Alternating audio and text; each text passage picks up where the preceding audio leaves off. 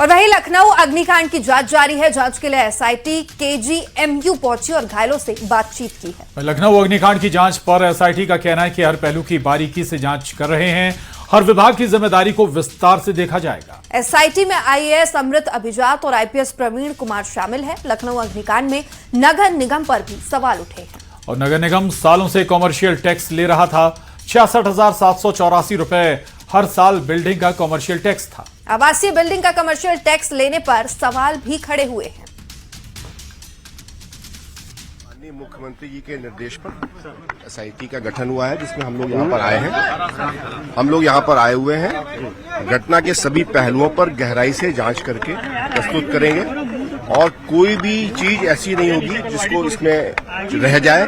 कोई stone unturned नहीं रहेगा। हम लोग पूरी तरह से जांच करके फिर बताएंगे। बिल्कुल सर, 7 दिन में रिपोर्ट तैयार करने के लिए कहा है। 7 दिन में रिपोर्ट। मैंने कहा कि निर्धारित समय में हर आयाम पर हम लोग जांच करेंगे और जांच के पश्चात इस निष्कर्ष को भेजा जाएगा। Thank you sir. अमृत अभिजात जी भी साथ में हैं, तस्वीरों में आप देख सकते हैं।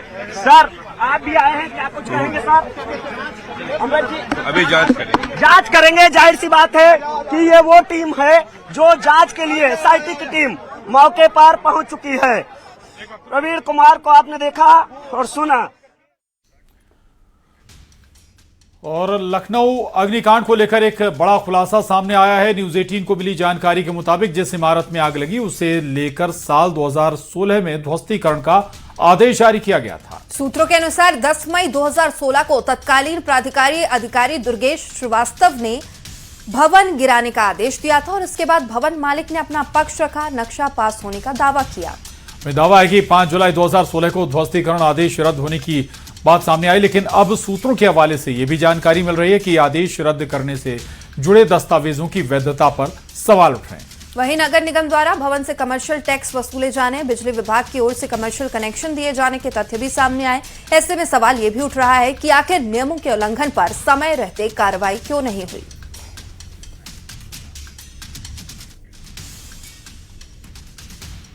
और लखनऊ अग्निकांड के बाद इंदौर प्रशासन पूरी तरह अलर्ट मोड में नजर आ रहा है। फायर सेफ्टी नियमों के पालन को लेकर शहर में विशेष अभियान चलाया जा रहा है।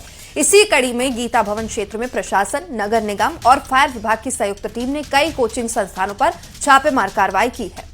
जांच के दौरान कई जगहों पर फायर सेफ्टी से जुड़े गंभीर नियमों की अनदेखी भी सामने आई। अधिकारियों ने आवश्यक सुरक्षा इंतजाम नहीं मिलने पर कई संस्थानों को सील कर दिया है। प्रशासन का कहना है छात्रों की सुरक्षा से किसी भी तरह का समझौता नहीं किया जाएगा। नियमों का उल्लंघन करने वालों के खिलाफ आगे भी सख्त कार्रवाई जारी रहेगी। आज जिला प्रशासन और नगर निगम की टीम के द्वारा कलेक्टर महोदय के निर्देशन में कार्रवाई चल रही है। इसमें आज भौरपा और गीता भवन एरिया पे कार्रवाई की जा रही है। आज मेनली कोचिंग इंस्टीट्यूट और लाइब्रेरीज को टारगेट किया जा रहा है ताकि बच्चों की सेफ्टी को किसी प्रकार का खतरा ना हो। इसी के तहत आज जिन बिल्डिंगों में फायर सेफ्टी के इक्विपमेंट निर्धारित नॉर्म्स के हिसाब से नहीं लगे हैं उनको चेक किया जा रहा है और जहाँ पे नहीं लगे हैं। राजधानी भोपाल के पॉलिटेक्निक चौराहा स्थित शराब दुकान हटाने को लेकर छात्र संगठन एबीवीपी ने विरोध प्रदर्शन किया है। सैकड़ों की संख्या में जुटे छात्रों ने हंगामा और विरोध प्रदर्शन किया। इस दौरान पुलिस ने बड़ी संख्या में बैरिकेड्स लगाकर छात्रों को रोकने की कोशिश की, लेकिन छात्र बैरिकेड्स पर चढ़कर घंटों प्रदर्शन करते रहे और इसके बाद मौके पर पहुंचे भोपाल कलेक्टर प्रियंक मिश्रा ने छात्रों से बातचीत की। 7 दिन में दुकान हटाने को लेकर निर्णय लिए जाने का आश्वासन भी दिया है। साथ ही अगले 7 दिन तक पुलिस पेट्रोलिंग की भी बात कही। इसके बाद छात्रों ने धरना खत्म किया। तो हमने ऑलरेडी नोटिस दे दिया था, 3 जून को हमने ऑलरेडी नोटिस दिया था, बट क्योंकि मामला कोर्ट चला गया था तो कोर्ट ने कहा था कि इनकी सुनवाई करके निराकरण करें। अब मैंने निर्देशित कर दिया है 7 दिन में इस पूरे मामले को हम लोग निराकरण करें। भोपाल में कई ऐसी शराब की दुकानें जिनको लेकर देखिए ऐसे जनरली हम हर चीज के बारे में नहीं। छात्र उग्र हो गए हैं और शांतिपूर्वक चलने वाला विरोध प्रदर्शन उग्र हो गया और छात्रों ने बैरिकेड तोड़कर ऊपर चढ़ रहे हैं। और आप देख पा रहे हैं वीडियोज में कि छात्र बैरिकेड तोड़कर पॉलिटेक्निक चौराहा की ओर बढ़ने की कोशिश कर रहे हैं। हालांकि पुलिस की ओर से छात्रों को लगातार रोकने का प्रयास किया जा रहा है, लेकिन बैरिकेड पर छात्र चढ़ गए हैं।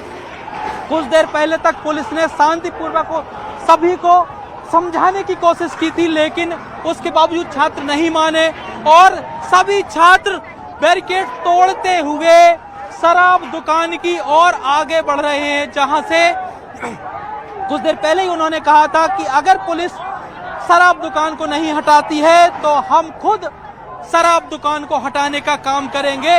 और उसी के बाद अब जो है छात्रों ने बैरिकेड तोड़ दिए हैं और आगे बढ़ते हुए, हालांकि पुलिस बल बड़ी संख्या में तैनात है और छात्रों को समझाइश देने की कोशिश की जा रही है। और भोपाल में मुख्यमंत्री डॉक्टर मोहन यादव की अध्यक्षता में कैबिनेट की अहम बैठक हुई, जिसमें कई प्रस्तावों को हरी झंडी दी गई। बैठक में किसानों के लिए बड़ी घोषणा के साथ ही तमाम योजनाओं को हरी झंडी मिली है। बैठक के बाद मंत्री चैतन्य काश्यप ने फैसलों की जानकारी देते हुए बताया कि मध्य प्रदेश में समान नागरिक संहिता यानी यूसीसी को लेकर जनता का भारी समर्थन मिला है। सरकार को मिले 9 लाख सुझावों में से 90% यूसीसी के पक्ष में है। आगामी 5 जुलाई को सरकार के पास इसका अंतिम प्रस्ताव आएगा, जिसके अगले विधानसभा सत्र में सदन में पेश भी किया जाएगा। और इसके साथ ही कैबिनेट ने 5,365 करोड़ की योजनाओं और किसानों को 1 साल के लिए 0% ब्याज पर ऋण देने की बड़ी मंजूरी भी दी है।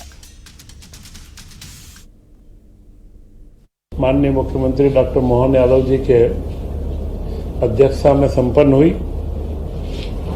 सर्वप्रथम मुख्यमंत्री जी के द्वारा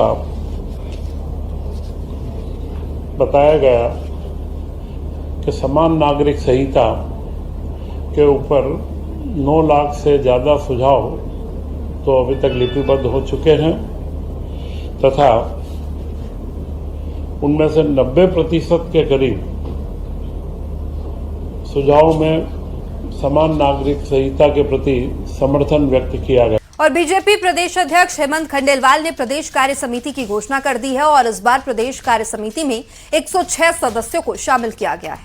इसके अलावा 41 नेताओं को स्थायी आमंत्रित सदस्य बनाया गया। वहीं बीजेपी ने फिलहाल विशेष आमंत्रित सदस्यों की नियुक्ति नहीं की है। इधर 106 सदस्यों में सिर्फ एक मुस्लिम महिला बिल्किस जहां को प्रदेश कार्य समिति में जगह मिली है। प्रदेश कार्य समिति में मुख्यमंत्री डॉक्टर मोहन यादव, केंद्रीय कृषि मंत्री शिवराज सिंह चौहान और केंद्रीय मंत्री डॉक्टर वीरेंद्र कुमार, साथ ही केंद्रीय मंत्री ज्योतिरादित्य सिंधिया के साथ दोनों उप मुख्यमंत्री राजेंद्र शुक्ल, जगदीश देवड़ा को शामिल किया गया है।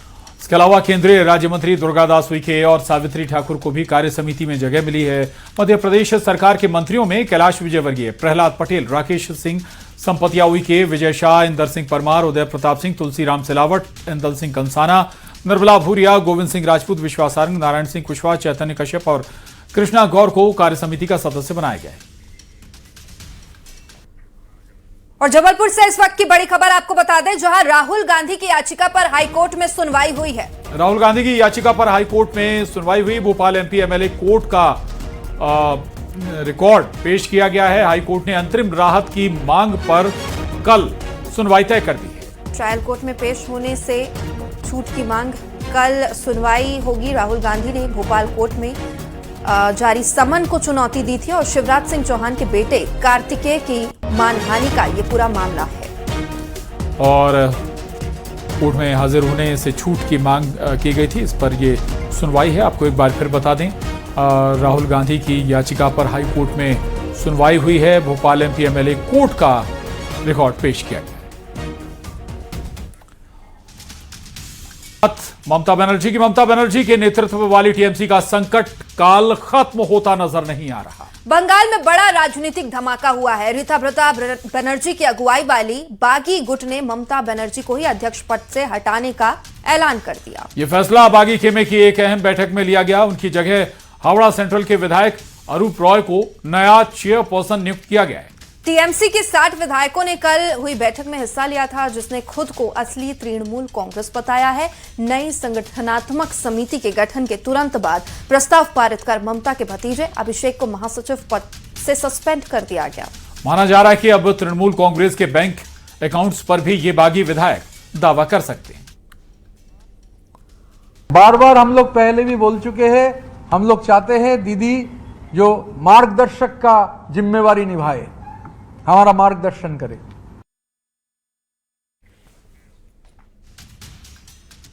पश्चिम बंगाल की सियासत में टीएमसी के भीतर जारी खींचतान अब चुनाव आयोग के दरवाजे तक पहुंच गई है। ममता गुट ने चुनाव आयोग को अपनी राष्ट्रीय वर्किंग कमेटी के गठन और उसके सदस्यों का विस्तृत ब्यौरा सौंप दिया है। माना जा रहा है कि ये कदम हाल के दिनों में सामने आए असली टीएमसी के दावों और पार्टी की वैध संगठनात्मक संरचना को लेकर उठ रहे सवालों के जवाब के तौर पर उठाया गया है। सूत्रों के मुताबिक टीएमसी ने आयोग को बताया कि पार्टी का आधिकारिक नेतृत्व, संगठनात्मक ढांचा और राष्ट्रीय वर्किंग कमेटी पूरी तरह संविधान के अनुरूप गठित है।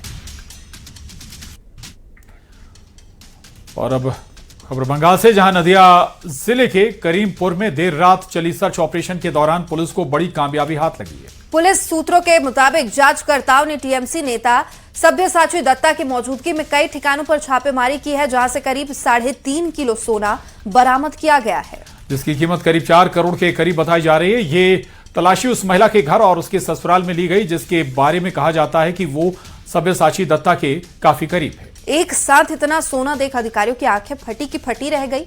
सवाल ये कि एक घर में इतना सोना कहां से आया और ये सोना आखिर है किसका?